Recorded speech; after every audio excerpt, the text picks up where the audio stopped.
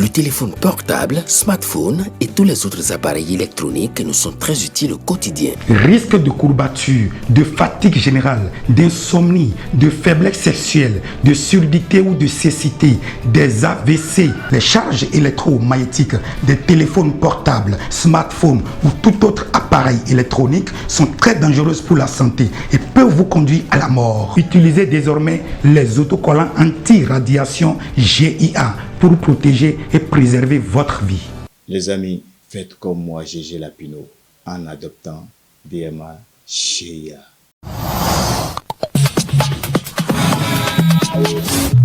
Dans un monde des affaires en constante évolution, la gestion efficace des entreprises devient une compétence incontournable, en particulier pour les jeunes managers qui aspirent à relever les défis du leadership. Ce mardi 17 décembre 2024, nous avons l'honneur de recevoir dans la rubrique au téléphone de Guérit TV Monde le professeur Auguste Videgla, éminent expert en management, qui vient de lancer son ouvrage intitulé Le guide du jeune manager, un outil pratique et didactique destiné à accompagner les futurs leaders dans leur parcours professionnel. Professeur Videgla, bonjour et bienvenue sur Guérit TV Monde. Bonjour, M. Santine, bonjour à tous les auditeurs. Bonjour, c'est un plaisir pour moi de répondre à vos questions. Professeur Videgla, pourquoi avez-vous choisi, j'allais dire, de consacrer un ouvrage aux jeunes managers et quel est l'objectif principal de ce guide? Effectivement, la remarque, d'une manière générale, depuis 2 ou 3 décennies, dans notre pays, c'est que les jeunes ont envie d'entreprendre, beaucoup entreprennent, mais à la clé, on ne voit pas le succès de leur initiative. Aussi, vous savez que le gouvernement, sous le leadership du président Patrice Talon, a opéré des réformes profondes dans le secteur pour que le secteur privé béninois puisse émerger. L'émergence du secteur privé étant le gage de croissance économique, de création de richesses et de création d'emplois, il lui fallut alors mettre à la disposition des jeunes un outil qui puisse les guider une fois qu'ils ont créé leur entreprise dans l'approche du management le mieux indiqué pour assurer une prospérité et un développement harmonieux de leur entreprise.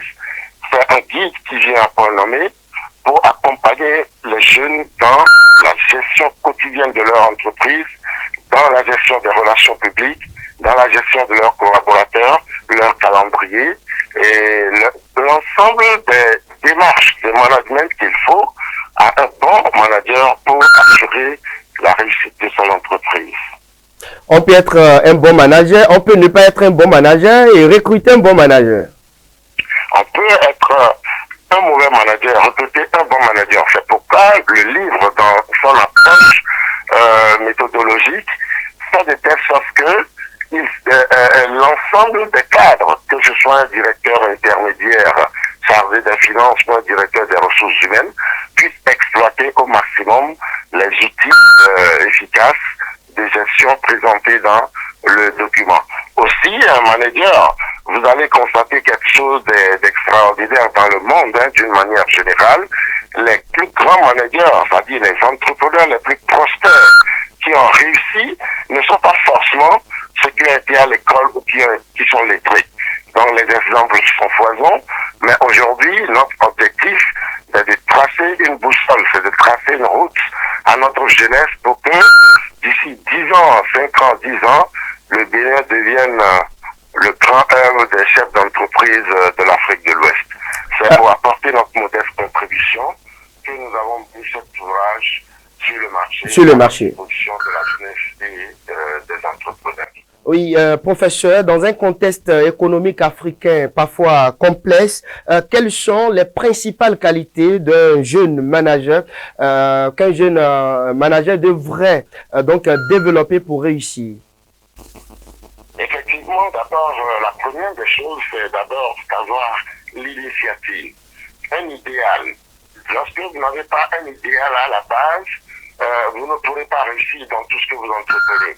c'est déjà avoir un idéal. Ensuite, aimer le métier dans lequel on s'engage. Le métier d'entrepreneur n'est pas toujours facile au début, mais il faut avoir la détermination et le courage nécessaire pour franchir les premiers mois, les premières années qui sont pour la plupart du temps assez difficiles. Ensuite, l'idée, c'est celui d'être un bon communicateur, une personne ouverte avec son entourage, avec son environnement, et aussi avoir les capacités pour aller lever les financements nécessaires, aller vers les relations publiques pour pouvoir décrocher les marchés qui puissent accompagner votre entreprise, autant d'éléments qui sont nécessaires chez un jeune entrepreneur. Tout dépend aussi du secteur. Vous savez que les secteurs sont aussi variés.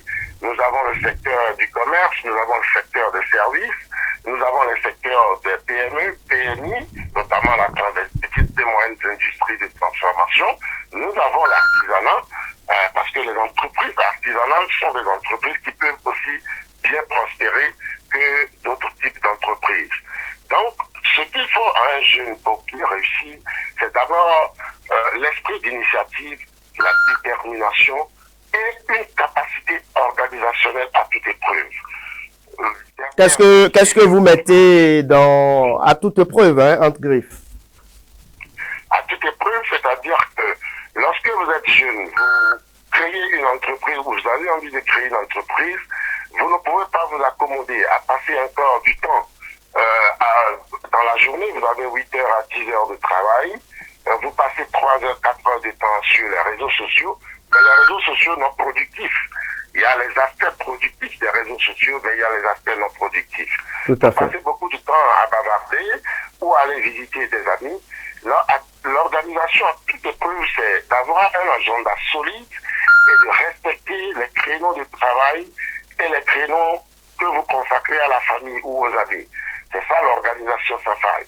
Nous sommes en ligne, monsieur le journaliste, on ne pourra pas donner tous les cours. Mais la maîtrise de l'agenda est une chose essentielle dans la réussite de tout entrepreneur. D'accord. Professeur, votre guide propose-t-il des outils concrets ou des études de cas pour aider les jeunes managers dans leur quotidien? Pouvez-vous nous en citer un exemple marquant, par exemple? Effectivement, l'exception de ce guide, c'est qu'à la fin de chaque chapitre, parce que chaque chapitre aborde un temps du management de l'entreprise et à la fin du chapitre, il y a des exercices, des auto-exercices qui sont proposés au lecteur pour lui permettre d'évaluer sa capacité à maîtriser le chapitre qu'il vient de lire.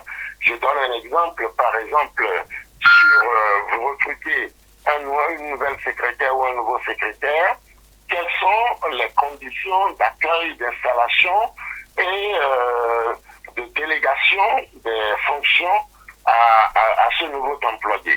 Donc à la fin du chapitre, on vous explique et vous auto-évaluez pour voir quelles sont vos capacités réellement à recruter un collaborateur, à mettre ce collaborateur à l'aise, à le motiver pour un meilleur rendement dans son travail. Donc autant d'éléments, la gestion de l'agenda, etc., etc.